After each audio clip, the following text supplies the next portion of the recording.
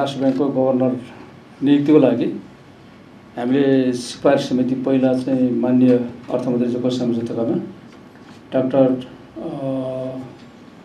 विश्व पौडेल र अर्को विजयनाथ भट्टराई होइन डाक्टर विजयनाथ भट्टराई पूर्व गभर्नरको तर्फबाट नियुक्ति गरेका थियौँ। विजयनाथ भट्टराईले बिचमा राजीनामा दिनुभयो, त्यो डिफङ्क भयो। त्यस पछाडि फेरि हामीले चाहिँ पूर्व गभर्नरकै तर्फबाट महाप्रसाद अधिकारीलाई समितिको सदस्यमा थप्यौँ।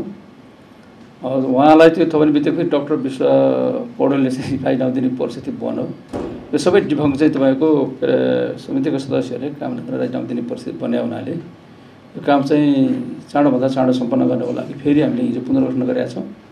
अघि तपाईँले सुनिसक्नु भएको छ, माननीय मन्त्रीज्यूको संयोजकतामा महाप्रसाद अधिकारी सदस्य र डाक्टर पोषराज पाण्डे सदस्यहरूको 3 सदस्यीय समिति सिफारिस समिति गठन भएको छ।